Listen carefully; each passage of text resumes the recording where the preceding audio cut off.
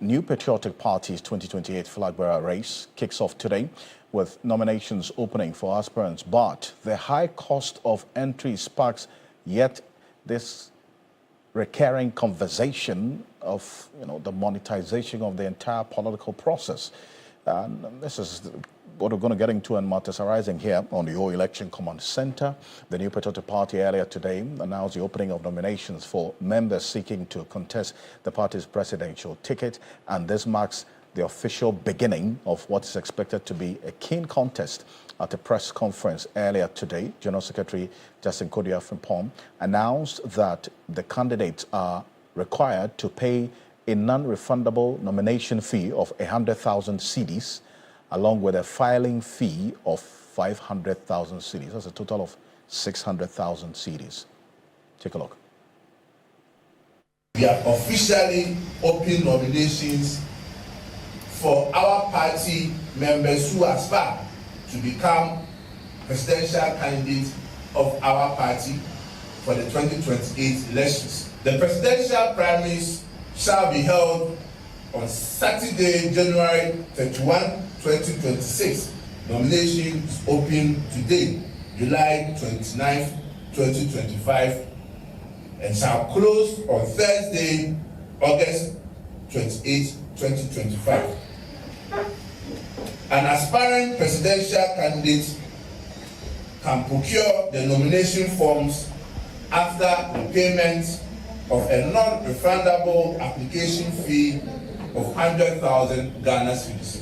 So the application fees is 100,000 Ghana cedis, and it must be done through a banker's draft issued in favor of the New Patriotic Party, National Headquarters, Accra.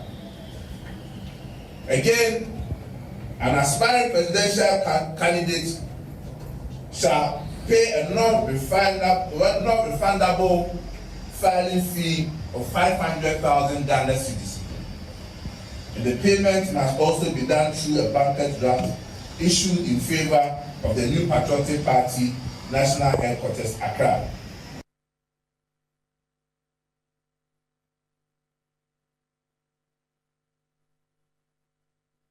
Well, that's Justin Sarpong there. But then again, this matter or this conversation keeps recurring every time, is that the NPP or the NDC start this process of announcing how much it's going to cost to contest as flag bearer for their respective parties. But then also, we've already heard some of the flag bearer hopefuls speaking that this amount that has been announced is too much. It could have actually been more. For the likes of Kwabena Japan, he says that he sat through meetings that there were proposals for even a higher amount to be paid than the 500,000 we're talking about, and then the 100,000 cedis for the nominations. Okay, we'll hear from him shortly. But let's track what has been the case in the New Patriotic Party in terms of presidential primaries cost, as in the nomination forms and then also the filing fee. So let's go back not too far away. Let's start from 2016. The party won that election. Ahead of the 2016 election, the presidential primary, all the persons who sought to be flag bearer for the NPP going into the 2016 elections had to cop up that 10,000 cedis for the nomination fee. The filing fee of 75,000 cedis was also charged ahead of the 2016 election. Ahead of the 2020 election, that figure increased, the nomination increased by 100% to 20,000, and then also the filing fee from 75,000 to 200,000.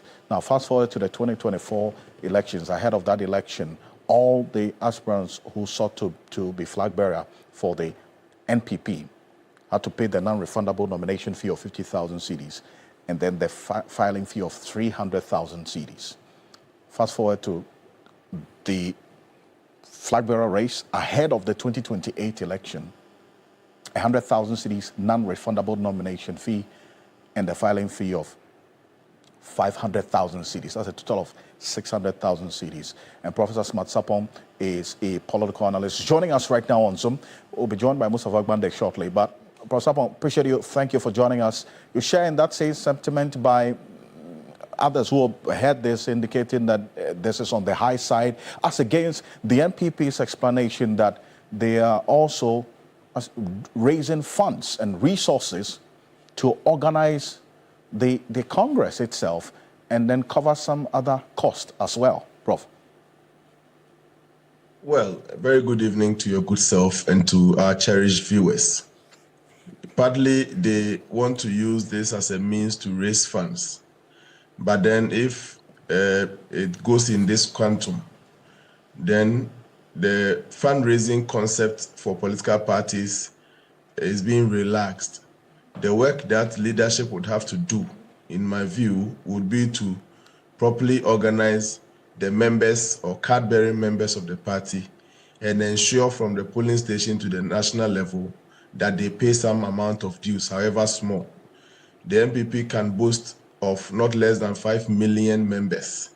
And so if each member was paying even 1 cedi as monthly dues or whatever, you know how much they are able to accrue in a month. So it's a matter of organizing your base so that you can have a hand on how many your membership are and letting your members be responsible members of the association by paying dues, however small. That is the orthodox and classical means of raising funds for a political party or any association. If it gets to the level where to organize the next conference to elect your leaders, the leaders must fund it. I don't know whether it is partially or entirely. If they must be the ones funding it, then it has the potential of taking out some fine materials who may not have that much to pick a form and then in return add that amount of money to file their candidature. So that is one side of it. The fact that it tells us that the organization of the party members and urging the members to be responsible by paying some small amount of dues, that part is in arrears, and I think leadership would have to take a look at that end.